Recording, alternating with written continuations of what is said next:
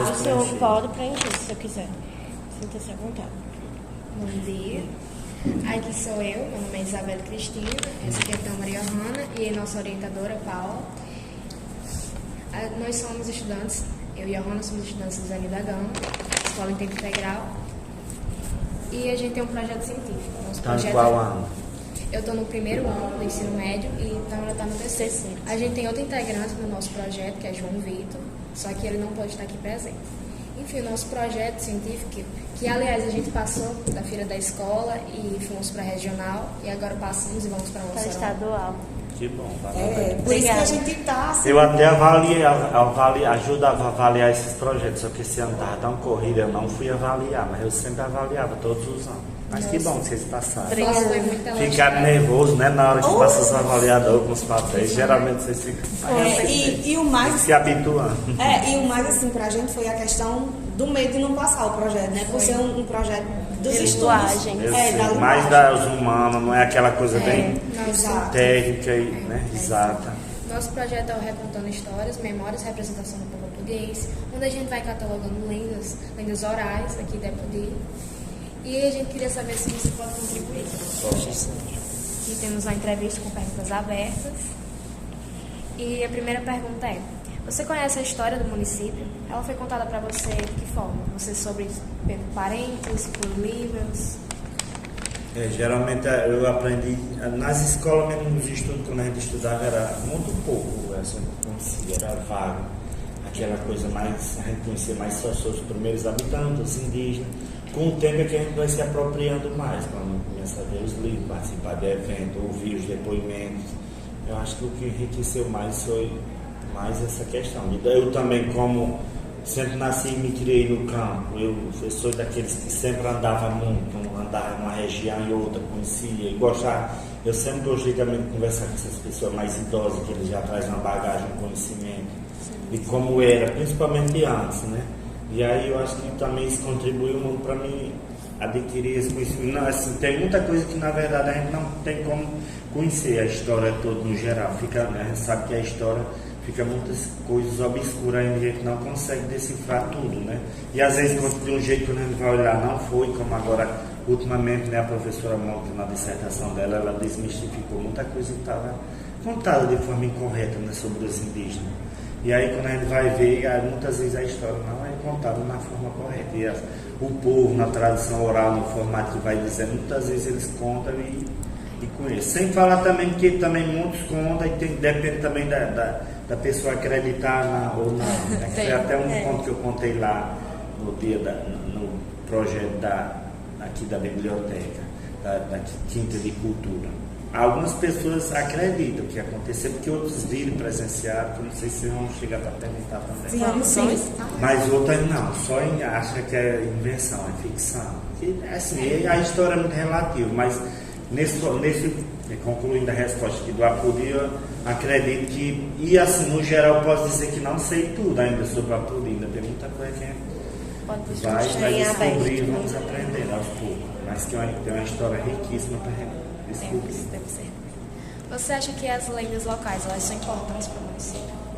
Sim, acho que sim, porque faz parte da cultura do povo, das pessoas, da história, das tradições, faz parte da identificação, do formato de falar da cultura, da identidade de cada região. Aí, assim, eu acho que é importante sim a gente manter e preservar esses hábitos, repassar, principalmente hoje em dia com o advento da tecnologia, muita coisa vai se passando. Não acredito que ainda se mantém em muitos locais, principalmente como eu falei, aquele pessoal mais que tem uma certa experiência, mais idoso, os nossos avós, né, o pessoal mais velho, eles devem ter um amplo conhecimento em relação a isso. E que é bom a gente, enquanto pessoas explorar, enquanto cidadão, para conhecer também. Sim, infelizmente, a questão de hoje, a mocidade, nossa classe, né, podemos dizer assim, eles não se interessam tanto, infelizmente, e essas pessoas, esses nossos tios, avós, vão indo e com eles vão indo as histórias também, né, infelizmente. Eu acredito até por causa do esclarecimento, né? Por exemplo, antes as pessoas tinham muito medo, hoje a gente é mais esclarecido, dá um Google, uma coisa, e infelizmente se perde a história, né? perde as histórias, os causos contados, que são muito massas. Isso, tem muitos. E aqui vai entrar a parte que você queria comentar. Dentre as histórias locais, você pode contar alguma que você conhece pra gente? Muito, aquelas Eu que conheço algumas, assim, geralmente quando eu era novo, eu escutava muito, meus avós, papai, mamãe contavam, eu era muito de escutar, aprendendo mesmo na escuta mesmo, não li basicamente em livros, eu fui aprendendo ouvindo relato. Aí assim, eu ouvia muito, principalmente da década de até 1950, 1960, aquele período, que aqui na nossa região não tinha muita questão de bancos, né? Bancos. Já tinha sido criado, que o Banco do Brasil já tem mais de 100 anos, essas instituições financeiras também. Aí onde é que eu quero chegar? Que nessa época as pessoas elas não tinham onde guardar seus bens, seus recursos. Aí muitas delas, eu acho que você já ouviu falar em botija, né? Sim. Muitas delas não guardavam em banco e aí eles guardavam em suas próprias casas, na residência, às vezes no quintal, enterravam. E o que é que acontecia? Muitos deles morriam e não contavam para ninguém, era um segredo eterno, né? Aí assim, justamente, muitos deles morriam, mas aí apareciam em sonho as pessoas dizendo onde era que estavam e as pessoas iam tirar. Aí eu conheço algumas pessoas que tiraram essas botijas, só que na verdade as botijas, como o dinheiro da época também, com o tempo ele ia mudando, né? Geralmente era em bens, assim, em ouro, né? Em outros bens, em relíquias, né? Mas o segredo da botija, algumas pessoas, conhecem um tio meu que o pessoal, até tem gente que diz que quem tirou botija não, é bem assim, não pode dar nada a ninguém, porque ele se der, perde o patrimônio. Eu conheço um aqui que mora aqui perto do campo que as pessoas dizem que ele tirou, um tio meu também tirou. E a gente vê assim que o patrimônio dele é, pronto, esse meu tio, ele é irmão do papai, praticamente foram criados juntos e tudo, mas o patrimônio dele é bem maior do que meu pai, que assim, praticamente se criaram juntos. Aí assim, comprovar mesmo de fato que ele tirou, a gente não sabe porque eles nunca confirmam, mas que a gente vê que os bens deles são bem superiores, assim. Não sei se foi só o mesmo trabalho da agricultura. É como se hoje as pessoas batem na quina da obra, no jogo, então, certo? Mas assim, aí tem um segredo, a questão da botija. Aí até recentemente, lá no Juazeiro, numa casa lá do seu Gaulino Julião, ali perto do Juazeiro, perto do Posto de Saúde, uma casa velha que tem, o pessoal deu notícia que tiraram a botija de lá, que o velho ele era bem rico, a gente chama recursado. E aí deram que encontraram um buraco escavado na parede. Aí o pessoal deduz que foi uma botija. Porque geralmente é assim, eles vêm em sonho, dizem que está em tal canto e você vai tirar. Se a pessoa tiver coragem. Agora ocorre que muitos têm a coragem de tirar, porque diz que lá na hora a pessoa fica vendo voz, aquele braço caindo. Coisas bem assustadoras, né? Mas só que tem gente que vai e tira. Aí outra coisa também em relação às botijas. Teve uma história lá no Cipó, a mãe de um vizinho da gente lá. Era Júlia e Melquília. O homem teve um sonho para tirar, só que ele foi tirar, aí disse que de manhã o galo só no terreiro cantando, fazendo pirueta, fazendo coisa que não é normal, não é comum. Aí disse que a velha disse uma mal palavra, desconjura, não sei o que, aquelas coisas que ele diz. Tipo assim, aí essa botija que o senhor ia tirar devido a essa má palavra que ela disse, aí se transformou todo em agulhas. Os objetos que tinha lá se transformou todo em agulha e ele não conseguiu tirar, porque justamente da má palavra que ela falou. Aí no caso, agulhas? Sim. Agulhas. Agulhas. Aí quando foi lá que estava traçando agulha, porque são coisas assim, bem sobrenaturais, assim, que a gente não consegue explicar. Porque aí também outras, que também diz uma palavra, tem outro relato, diz que afundou quando foi tirar aqui a pessoa, né, disse alguma coisa, disse alguma má palavra. Às vezes você vê aquelas coisas todas e tem medo e fica dizendo alguma coisa, aí também some, você não consegue tirar, tem que ser bem focado. Aí é basicamente isso, essa das botijas eu achava bem interessante. Eu pensei nessa e tem outra também, vocês querem ouvir mais? Querem. Mas o que você lembrar aí, pode. Essa da botija, Fica à assim, vontade. Aí hoje em dia praticamente não tem mais, porque o pessoal hoje não costuma mais guardar, né? Não existe. Eu nem sabia que era uma botija, sinceramente. Eles guardaram em pote, baú, em algum objeto. Eles guardaram enterrado, botaram na parede. Aí até hoje em dia, assim, recentemente, lá no meu sítio, uma senhora faleceu, ela guardava um dinheiro. Essas pessoas mais velhas, idosos que gostam de guardar dinheiro. Mas não foi em formato de botija, mas ela apareceu em sonho para a neta dela e disse onde estava o dinheiro, interessado. E a neta foi olhar e estava lá, enroladinho, embrulhado no canto onde ela disse, R$4.000. Eu acho que essa menina que estudou lá no Zé Nilo, se vocês... Ou era o Antônio Dados, era Valéria, o nome dela, mas acho que ela terminou, tá com uns 3 anos, lá do sítio. Ela achou esse dinheiro, era R$4.000, que a senhora deixou e veio em sonho dizer a ela. Adoro. E não é só uma pessoa que diz que foi em sonho, são várias pessoas. Geralmente sempre vem em sonho, né? Porque como já faleceu, né? Aí é uma questão muito mística, tipo, nem a questão de ser mística, é uma coisa que é muito, né? Não sei inexplicável. É inexplicável. Porque a gente faz um pouco paralelo na questão do jogo do bicho, né? Que vocês sabem que quem sonha às vezes não tem aquele palpite, né?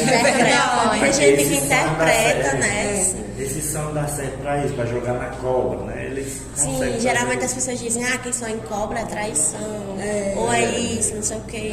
É muito da crença, da cultura, da lenda. E eu acho também que isso tem muito também da tradição indígena, assim, e também dos negros, dos costumes dos negros, porque essa questão de... Porque se a gente geralmente conhece mais só sobre a nossa religião, ou evangélico católico, mas as outras religiões a gente não conhece muito, que é o Umbanda, Candomblé, essas outras coisas. Matrizes africanas. De matriz africana. Que é mais ou menos essas coisas, os indígenas, por exemplo, que os deuses dele eram cultuar a natureza. Não tinha o Deus ali da igreja. Como a gente tem. Como a gente tem. Mas geralmente você vê que as ervas medicinais, tudo eles se tiravam da natureza. Era o formato deles entender, né? Aí, quanto à próxima história, assim, nos conte. Pronto, essa daqui foi mais sobre a budismo, mas eu tenho uma bem interessante também, que é da mulher da cobra. Adoro! Você já ouviu falar? Sim, já, mas conte. Eu contei na Quinta de Cultura, a mulher da cobra. As filhas dela ainda são vivas, ela era Maria de Jurandir. Ela morava ali na Valdemiro e Viana. Faleceu, acho que está aqui uns 10, 15 anos. Lá perto da usina ali. Ela ainda tem a sigla dela, tem Guelinguel, que tem um começo ali, lá perto da maternidade, é filho dela. Aí tem Vanusa, que mora lá perto, na Valdemiro Viana, e Vaneide é uma que mora em Mossoró. Aí ela era casada com o tio meu, Jurandir. Aí eu não sei bem como começou com ela, só sei que as coisas que aconteciam eram bem sobrenatural. Não sei se é devido ao sofrimento, ele era bem ruim para ela, desses maridos bem. Sim. Aí ela sofria muito, só sei que ela começou a aparecer esses mistérios dela da cobra. O pessoal dizia que era uma cobra, mas ela sumia assim. Você às vezes não era sempre, era né, temporariamente. Às vezes, geralmente acontecia quando estava mais um problema de muito sofrimento, dificuldade. Aí geralmente era tipo assim, uma descarga, aí acontecia. Eu digo isso porque também, essa mesma cobra que o pessoal dizia que era cobra, que na verdade eu não sei nem se o nome mesmo exato era isso, mas passou para meu pai, que é o meu pai que hoje ainda é vivo, ele ficou vendo ela um tempo. Sim, acontecia com ele. Porque ele justamente era bem sobrenatural, ele não acreditava e duvidava. Aí com o tempo, quando ela faleceu, aí ele ficou tendo as visões. Na verdade, era assim, ela sumia na época dela eu era pequenininho, eu não lembro muito, mas com ele eu me lembro que eu cheguei a ver alguns momentos desse desaparecimento. Eu vou contar bem direitinho, relatar. Mas na época dela, eu ouvi algumas pessoas dizendo que ela, digamos, estava aqui, o pessoal, todo mundo dentro de casa, as portas tudo fechadas, procurava e ela não estava lá. E aí na hora não achava, passava de 2, 3 dias para poder ela aparecer novamente. Era como se levasse ela para algum canto e ela não aparecia. Aí quando passavam uns 2, 3 dias retornava. Com o tempo as pessoas já foram entendendo que ali era uma coisa assim, uma coisa sobrenatural, já foram associando e já ficavam mesmo esperando. Mas às vezes iam procurar. Só que essa passagem, aí uma vez uma mulher lá da Baixa Fechada, a gente conversava, uma senhora, ela me relatou que uma vez ela lá na Baixa Fechada, ela conversando lá e tudo, né? Parece que teve um transe, aí jogou, transe assim, porque eu digo o formato, não sei nem se essa é a palavra ideal, mas ela jogou, tipo vomitou um negócio, uma bola, e disse que era muito cheia de coisa de cabelo, sabe? Uma bola cheia aí quando tirou era coisa de cabelo. Tipo assim, eu não sei se é como se fosse coisa montada, essas coisas de candomblé, mas disse que uma vez ela jogou isso, uma bola que a mesma mulher da cobra. Essa mesma mulher. Sim. Sim, pois é, aí com o tempo, eu não sei até que período ela ficou acontecendo isso com ela. Só sei que com o tempo, que antes dela falecer mesmo, passou, meu pai começou a ter esses momentos. É tanto que lá em casa, lá no sítio, lá em mamãe, que na Reforma, tem uma capelinha que era o Menino de Jesus. Aí mamãe, que é bem devota, católica, ela fez uma promessa. Que na verdade isso, quando acontecia, ficava aquele clima de aflição, de medo, né, de temor com a família toda. Ficava passando um dia sem encontrar ele, sumia. Sim, seu pai sumia também. Sumia, passo para ele ficou sumindo também. Aí mamãe, com o tempo, nas orações dela, fez a promessa se ele ficasse bom, depois não ficasse acontecendo mais. Aí ela fazia a capela. Aí, justamente desse tempo para cá, aí deu essa cessada em acontecer isso. Mas até aí assim, o que foi que eu presenciei quando eu era pequeno, que eu via. Mas até bem recente, ultimamente eu ainda cheguei a ver algum momento ele assim. Era interessante, quando ele estava nesse período assim, ele às vezes tinha os pés de carnaúba, ele pegava na carnaúbeira assim nas palhas e saía girando assim. Né? Ele ficava assim como se não tivesse vendo e nada, eu ficava com o olho fechado e tudo, um momento de transe, aí ficava girando na carnaúba, quando terminava anunciar, espinhava, estava do mesmo jeito.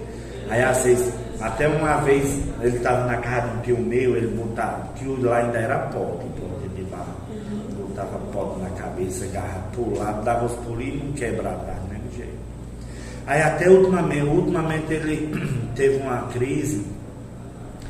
Aí assim, o sintoma, ele ficava assim, ficou deitado no chão, estirado e se mexendo, e a gente via, porque eu já percebia como era, e às vezes eu me aproximava, o pessoal lá em casa geralmente todo mundo tinha medo, mas eu não, eu me aproximava e tentava conversar, para ver o que era, porque quando eu conversava, eu perguntava, a gente conversava e a gente ouvia o retorno dizendo, sabe?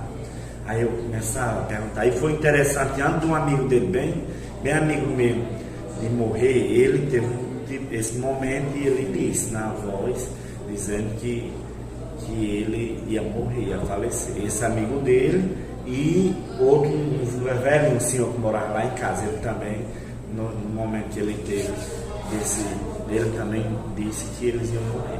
Aí uma coisa que confirmou que eu vi, quando esse homem estava doente, esse amigo dele, sentindo dor, que ele teve CA. Aí ele lá no momento de transe, ele disse que ia fazer uma oração para ver se passava. Quando foi no outro dia, só para confirmar, eu vim lá na casa dele. Perguntei, ele disse, realmente eu estava mesmo. Era negócio de 11 para 12 horas, eu estava assim, mais dor muito forte. E aí, de repente, passou. É como se fosse assim, a cura. Porque algumas pessoas dizem também que ele era médico, sabe? Sim. Só que devido ao médico não trabalhar, não fazer as coisas todas, que não entra mais para a questão não desenvolver, entra mais para a questão do espiritismo, né? A Sim. questão da mediunidade, né? Aí devido ele não desenvolveu, aí pronto, aí ficou mais ou menos isso, que na verdade eu nem sei explicar muito, só sei que aí aqui uma vez ele tinha um bar, ele botou aqui lá perto de Zé Morador, perto de Ronaldo Zé, aquele bequinho estreito, sim. Aí tinha aí no bar um monte de gente, ficou aí só o dono do bar, ele pediu para fechar as portas, para o pessoal sair e fechar as portas, porque é justamente no momento que ele ia ter ele sentia. Ele sentia, peça para todo mundo sair, fecha as portas. Aí fechou, ficou só eu, o dono do bar e ele. Aí ele ficou, não, eu acho que até eu saí também, ficou só o dono do bar e ele, foi. Mas só que de lá de fora a gente ouvia, ele tipo assim, dava uma pinota, pulava, virava. bem interessante. Interessante. O dono do bar ainda é vivo, ainda Ele esteve na- lembrava das coisas que aconteciam depois? Aí quando passa ele não lembra, fica tipo assim, dá tipo um cansaço, porque é tipo assim, é tipo uma luta entre o bem e o mal. Tem o coisa do bem e tem o do mal puxando também pro mal. Mas interessante de tudo isso, que ele, quando saía que sumia, quando voltava, às vezes vinha todo cheio, o pessoal encontrava, às vezes ele numa moita deitado, mas ele todo cheio de folha, de poeira. Aí tem mais uma outra história. Tipo, não, o que eu ia falar é como se fosse uma incorporação, né? Tipo, digamos assim. Isso. Entende? É como se descesse alguma coisa com ele. Uma ele entidade. Verdade. Mas assim, geralmente ele fazia coisas assim, aí eu observei em alguns momentos também, de momentos de cura que ele fez, sabe? Sim. De cura. Que no caso era o lado bem. Aí algumas pessoas também, uma vez uma tia minha foi para Canindé, aí ela também disse que também tinha a ver com coisa de São Francisco, que é coisa no caso de santo também. Mas assim, na verdade, o geral bem profundo eu não sei delimitar, só sei que aconteceu porque eu ainda não cheguei a presenciar. Mas ultimamente, sim, aí eu achei bem interessante também. Minha irmã estava lá em casa, eu não estava, os meninos foi quem presenciaram. Ele teve aqui, mas ficou lá deitado, mas aí o menino chegou, se aproximou, conversou com ele. Quando vai conversando, ele acalmou e ele não saiu mais, não sumiu. Ultimamente, esses últimos eventos que houve, ele não sumiu mais, ficou só ali. Mas aí disse que ele levantou e deu uns murros no carro, umas pancadas bem grandes, sabe? Mas disse que com pouco tempo foram olhar o carro, estava do mesmo jeito. Não ficou nada de marca. É impressionante essas histórias. Coisa bem assim, bem. Bem extraordinário. Ele fica de boca aberta. Inexplicáveis. Mas tem algumas pessoas mais velhas que eles presenciaram e viram. Agora a gente não conta muito porque, é como eu lhe disse, muitas pessoas às vezes nem acreditam. Prefere, né? Aí eu prefiro, a gente às vezes prefere nem dizer. No caso, assim, você teria algum problema da gente divulgar? Porque a gente tem um canal do YouTube que a gente disponibiliza esse vídeo, esse áudio. Tem algum problema? Não, pode. Pronto. Pode. Só Sim, e a história da baleia, você sabe? você conhece a história da baleia Da igreja. na Lagoa? Sabe como? Eu ouvi falar, eu conheço um pouco assim, ouvi falar que na verdade o pessoal contava que eu até quando eu ouvi eu associei a achar que aqui antes que o pessoal dizia, os históricos, paleontólogos, que o tempo, o mundo com o tempo vai mudando, eu achava que aqui era um mar, e achava, tipo assim, aqui era um local que tinha mar e aí tinha um local onde as baleias ficavam, mas não, com o tempo eu descobri que não, foi porque na época, bem na época também anterior, mais ou menos no início de 1920, 30, 800, chegava aqueles padres, aí você sabia que as igrejas eram muito cheias de relíquias, de coisas, de bens, né? De obras sacras. Aí os padres tinham medo de roubar. Aí disse que foi um padre, eu não lembrei o nome do padre, que disse que contou essa história, que quem viesse mexer na igreja teria uma baleia no altar. Embaixo do altar, era a cama da baleia.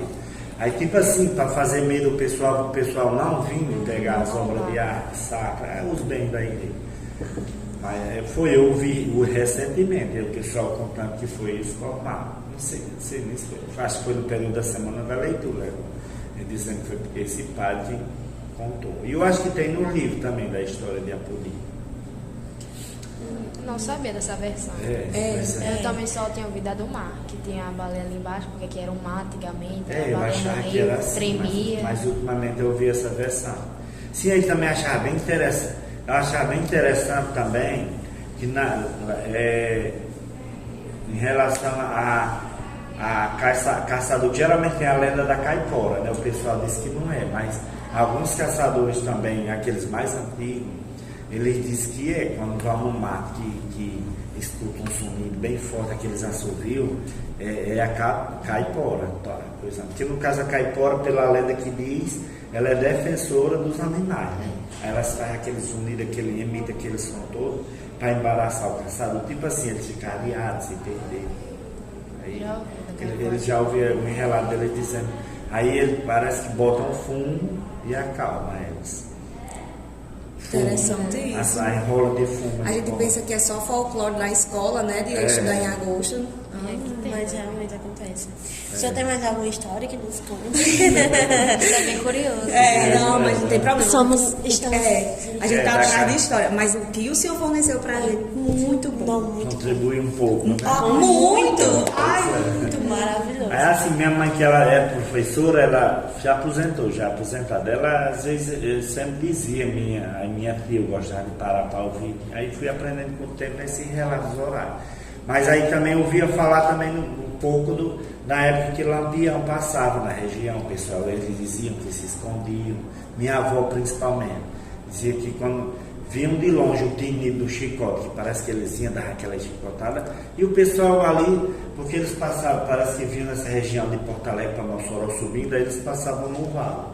Mas quando eles vinham já era, o pessoal de longe já se identificava, aí disse que eles corriam, se escondiam tudo, mais ou menos no início de 1900 ou 1920, por aí, que é mais na época dos avós. Mas disse que eles também faziam essa rota subindo. Aí o pessoal era bem assombrado, assustado. Aí eles se escondiam como? Se trancando dentro de casa, assim? Eles iam para os matos. Quando eles sabiam que eles estavam na região, eles se escondiam na mata, levavam-se. Naquela época, vocês sabem, era tudo muito fechado, né? Não tinha muito.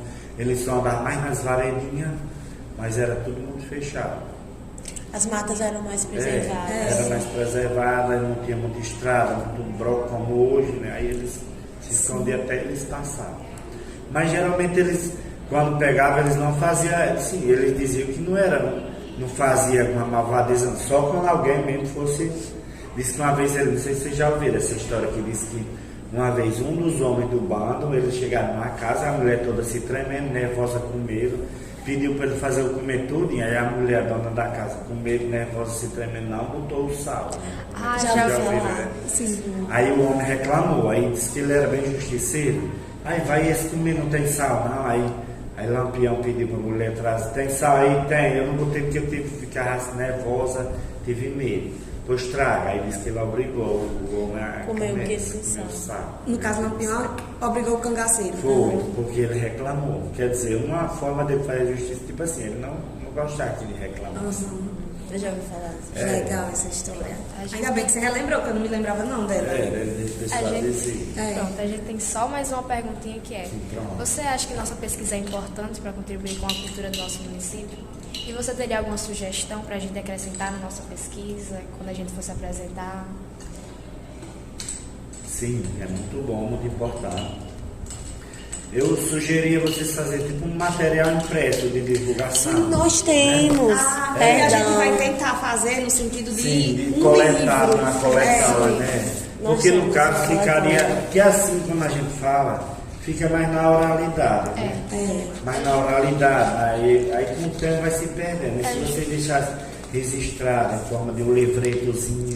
Sim, porque hoje em dia também tem projeto para essas instituições de cultura. Sim. For um livreto contando as histórias, mesmo se você não puder colocar tudo, porque você sabe que o leitor, às vezes ele pega, quando é um texto grande, ele já olha com medo, não lê até o fim. Mas se você quiser fazer um resumo, relatando como foi, fazer tipo uma coletânea para publicar, para divulgar para as escolas. Se você não tiver essa intenção de vender, mais ou menos assim, vamos fazer tantas edições, ou tantos material para distribuir, tanto para as escolas, que aí divulgarei para as bibliotecas. Sim, inclusive nós temos o apoio da Academia de Letras aqui de Apodi. Nós queremos publicar um livro com a nossa pesquisa, com os contos, que aí nessa atual só são 5 que nós registramos. Mas depois de hoje já dobrou. Sim, acho que dobrou a quantidade. Acho que sim. E nós queremos publicar esse livro com os registros, e nós temos apoio da Academia de Letras, entendeu? Perdão, né? Esquecemos de mostrar, hoje está sendo tão emocionante nossa pesquisa. Bom, é isso. Esse ano falou, não pode melhorar, porque às vezes é como eu disse, eu não contava muito, porque muitas vezes as pessoas às vezes não acreditam, né? Mas na verdade eu vivenciei assim.